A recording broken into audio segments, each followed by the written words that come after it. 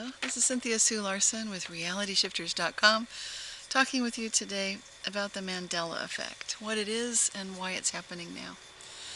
The term Mandela Effect has to do with the idea that a group of people, usually a large number of people, remember something rather differently than what is recorded as being the actual historical, factual truth.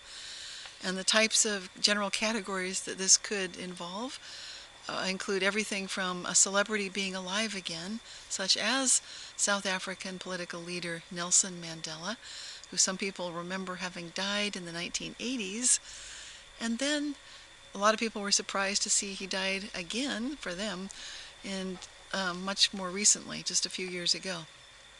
So that's one type.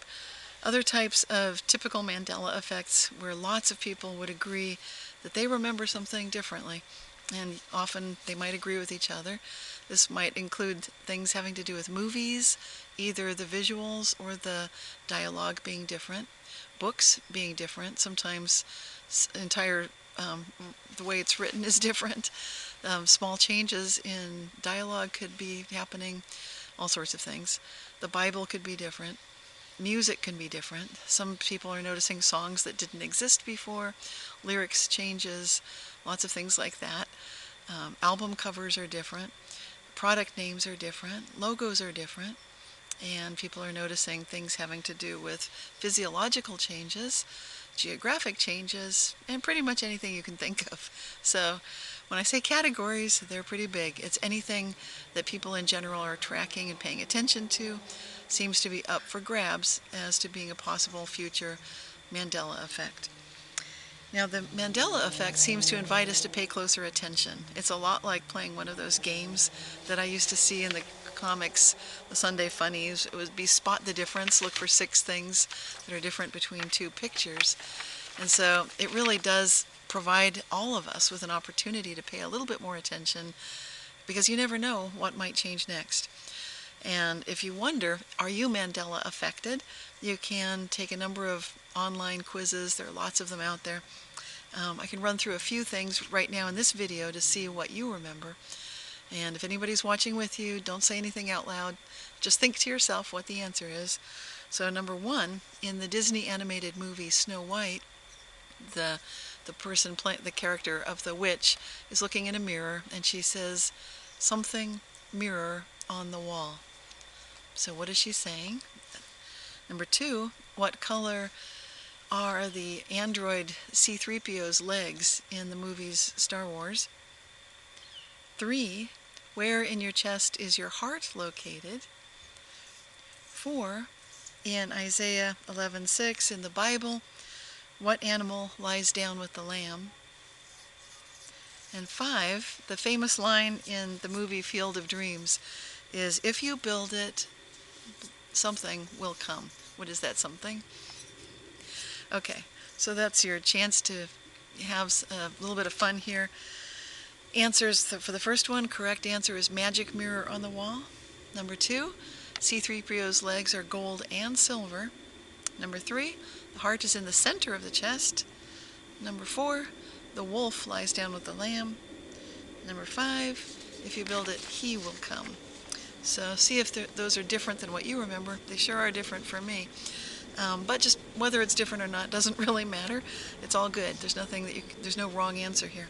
So why is the Mandela effect happening now? And some possible answers include things like dismissing this whole idea of the Mandela effect as being either false memory syndrome or confabulation, where people get pulled off course by a large group of people saying something else. Number 2, some people attribute this Mandela effect to a number of conspiracies. Number 3, some people take the Mandela effect as evidence that we're living inside a simulation. This is just one big computer game or something.